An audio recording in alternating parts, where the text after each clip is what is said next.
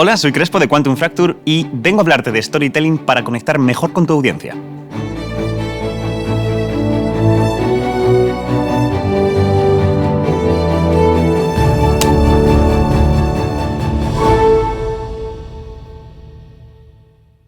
Soy físico, divulgador científico y creador de Quantum Fracture. Está feo que yo lo diga, pero uno de los canales de ciencia y divulgación científica más importantes en habla hispana.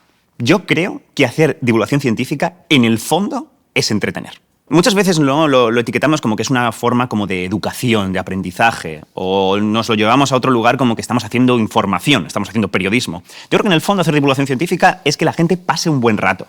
La cuestión es hablar de una cosa interesante de un modo que sea comprensible y que conecte con la gente.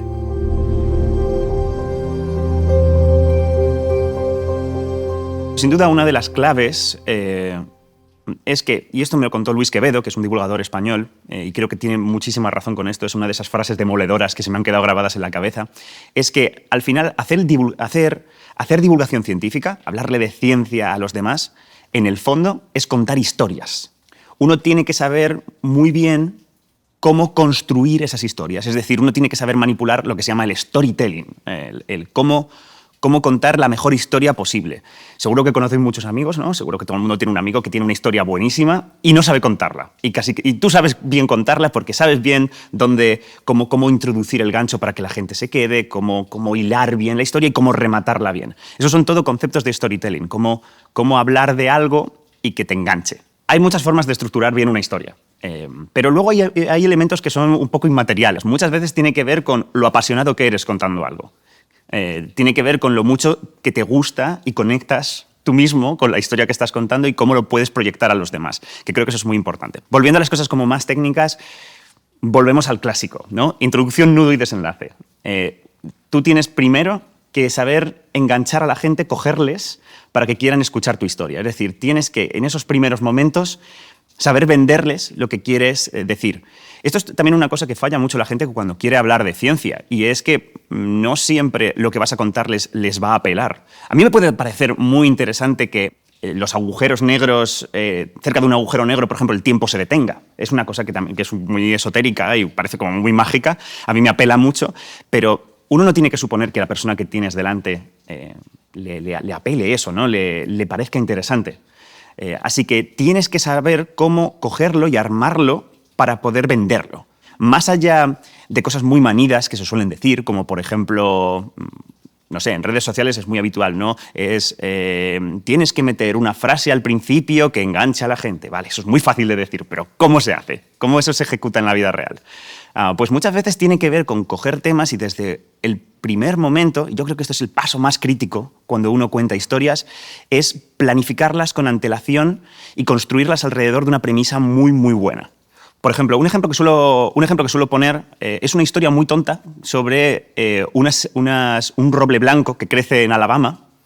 Y es una historia muy tonta sobre unos investigadores que se dan cuenta que este roble blanco no hay suficientes ejemplares dentro del bosque porque hay un arbusto invasor que está llenando el bosque, no está permitiendo que los ejemplares jovencitos crezcan y ese roble blanco está poco a poco perdiéndose.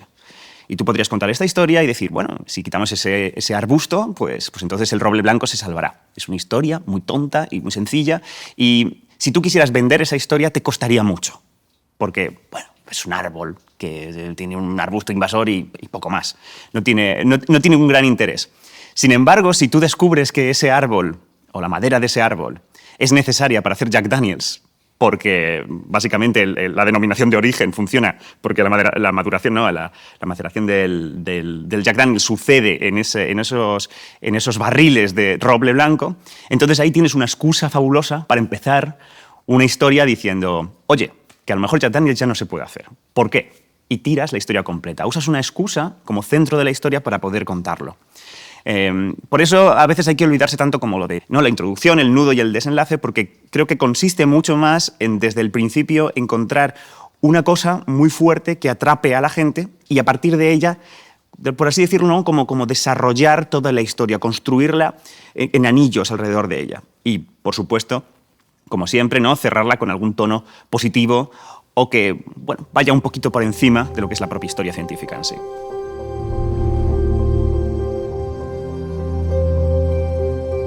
Vale, ¿cómo puedes aplicar las técnicas de divulgación científica, ¿no? Las técnicas de divulgación en tu día a día, ¿no?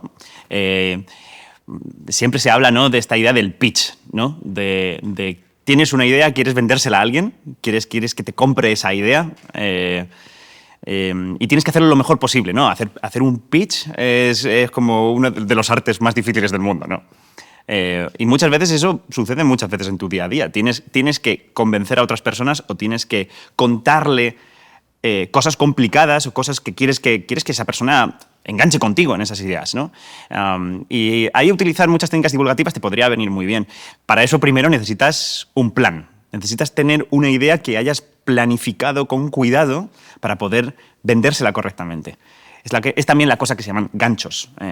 Tener una idea muy poderosa.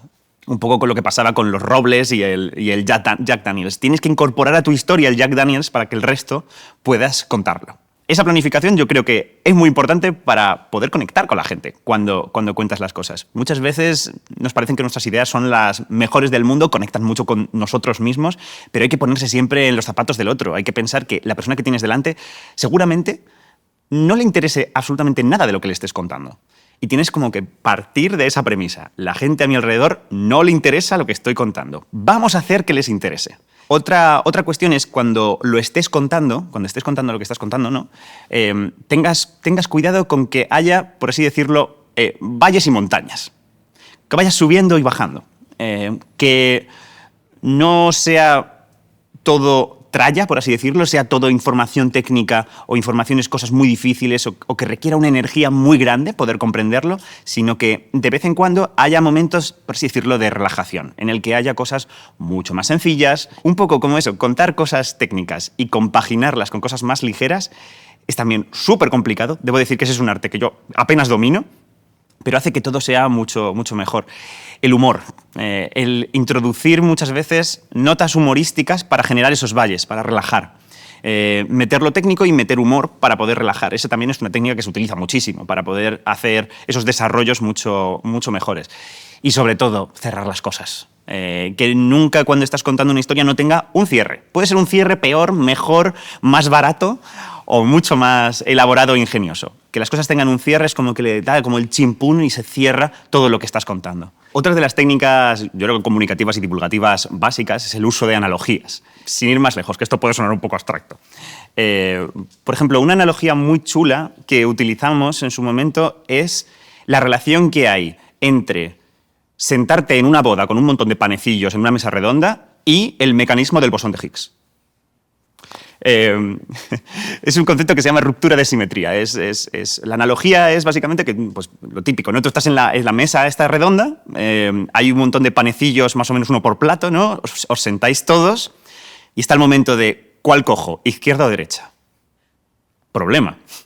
Entonces es como que todo el mundo espera así, incómodamente, hasta que alguien coge un panecillo. Si uno coge el de la izquierda, entonces todo el mundo coge el de la izquierda, porque si coges el de la derecha, pues le dejas a alguien sin panecillo, no es plan.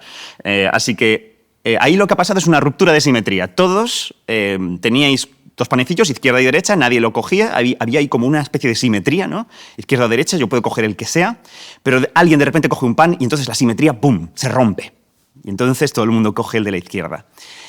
Eso exactamente es lo que pasa, una cosa muy similar, vamos, es lo que pasa en lo que se llama el mecanismo de Higgs, en el que en otros sentidos, ¿no?, un campo cuántico, que es el que genera la masa de todas las partículas, rompe una simetría de este tipo y gracias a eso todos nosotros tenemos masa. Esta es una analogía, es una conexión que hay entre dos cosas y que puedes utilizar a tu favor. El uso de analogías a mí me parece muy poderoso, porque muchas veces contamos una cosa que suena así muy rara, muy abstracta, que suena muy dura, y de repente simplemente diciendo, mira, esto es como los panecillos en la boda. Pues de repente esa estructura, ¿no?, te ayuda a compararla y a entenderla mucho mejor. Y yo creo que se puede aplicar a muchas cosas, no solamente en cosas de física dura, sino simplemente en cosas técnicas que necesitas que se expliquen mucho mejor. Aplicar estas técnicas yo creo que es muy bueno. Al final, para hacer buena divulgación muchas veces necesitas tener también una conexión muy grande con el mundo real que está viviendo el resto de personas. Hay que vivir un poco para hacer buena divulgación.